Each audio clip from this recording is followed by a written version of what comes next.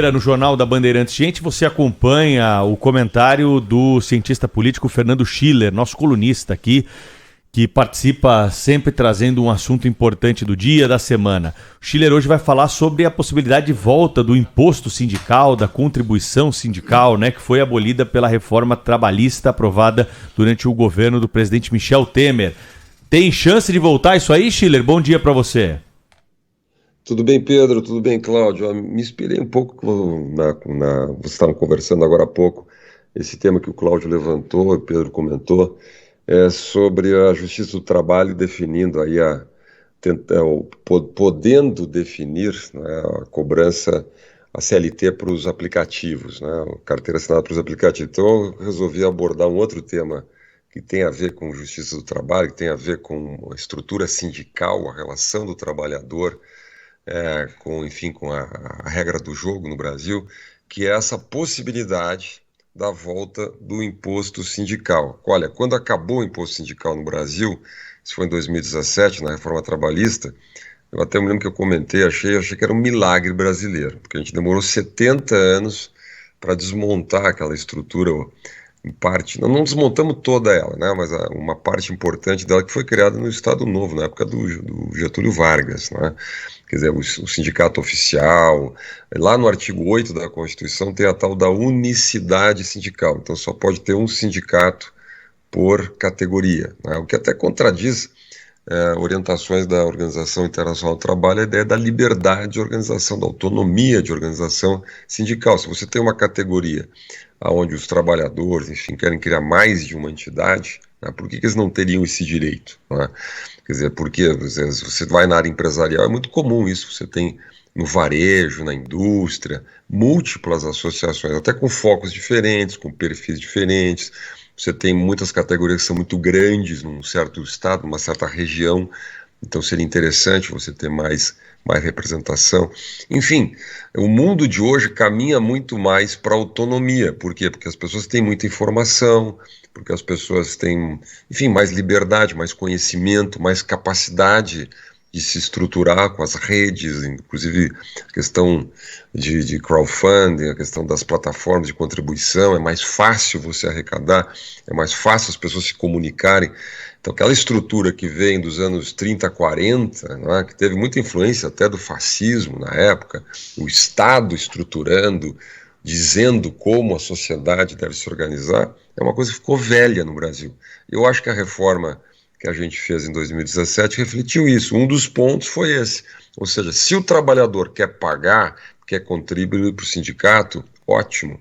O sindicato ele precisa oferecer um retorno para o trabalhador.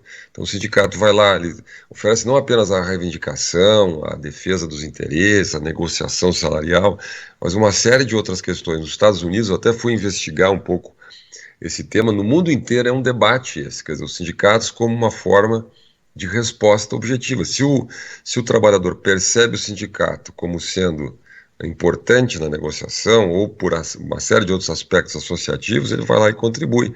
Obviamente isso não é de um dia para o outro, isso é um processo longo. Nós passamos 70 anos, digamos assim, numa vida fácil, era tranquilo, então se criou as chamadas burocracias sindicais. Só para ter uma ideia, para o nosso ouvinte ter uma ideia, até o fim do imposto sindical, em 2017, o imposto sindical arrecadava mais de 3 bilhões de reais no Brasil, mais de 3 bilhões de reais no Brasil.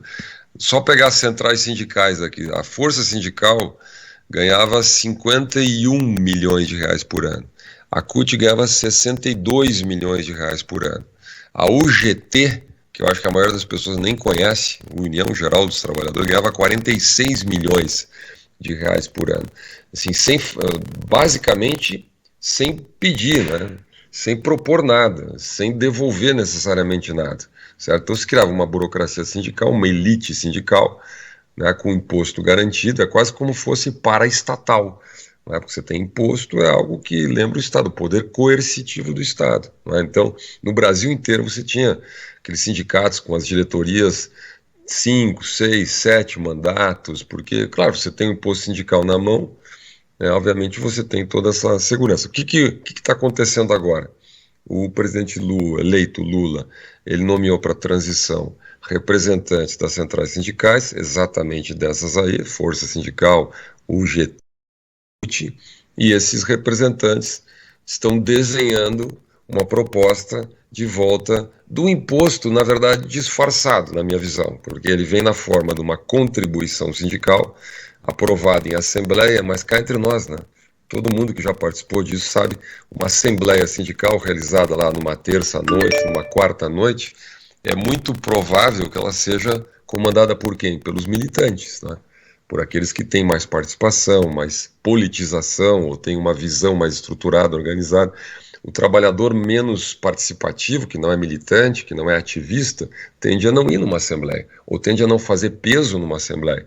Então a assembleia vai lá, toma uma decisão, aí um dia do salário do trabalhador, ou menos, ou um pouco, bom, aí vai ser uma definição de cada sindicato, vai ser capturado coercitivamente de novo. Se vai ser capturado coercitivamente, sem a decisão individual do trabalhador, na minha expressão, na língua portuguesa bendita, é imposto, né?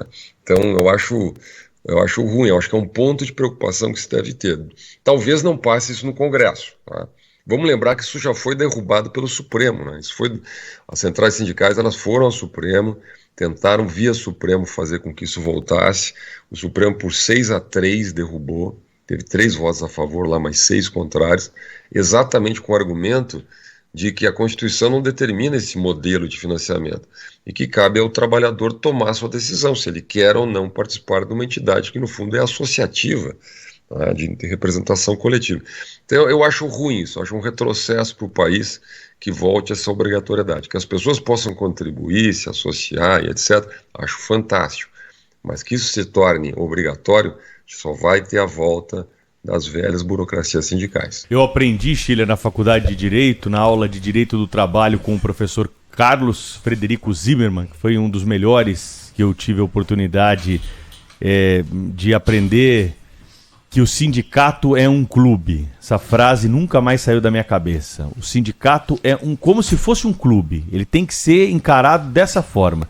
Você vai se associar àquele clube se você achar que o clube é bom, que o clube atende aos seus interesses, mas jamais você pode ser vinculado a um clube de maneira obrigatória, né? Apenas por participar daquela comunidade, ou no caso aí do sindicato, de você ser vinculado a uma profissão, de você ter a obrigatoriedade de ter aquele sindicato. Tem uma lei no Brasil que obriga e proíbe a instalação de mais de um sindicato profissional da mesma categoria na mesma região. Então nós só podemos, aqui pegando o nosso exemplo, nós só podemos ter um sindicato dos jornalistas em São Paulo.